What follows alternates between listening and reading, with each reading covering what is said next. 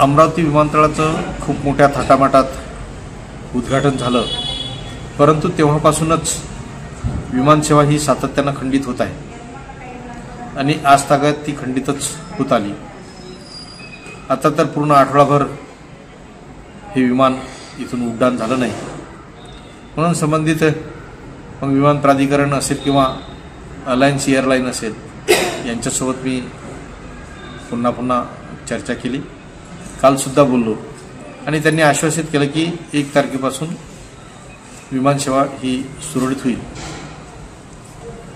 मी या निमित्तानं मंत्री महोदयांना सुद्धा मागं पत्र दिलं, पुन्हा भेटणार आहोत की अलायन्स एअरलाईन्स सोबतच वेगवेगळ्या कंपन्यांसोबत टायअप करून ही जी काही अमरावती विमानसेवा आहे ती अमरावती विमानसेवा सुरळीत करण्याच्या संदर्भात मी पुन्हा विनंती करेन आणि जे काही अमरावतीकरांना आता त्रास होतो अनियमिततेचा, तो त्रास येणाऱ्या काळात कसा कमी होईल याचा प्रयत्न करेन।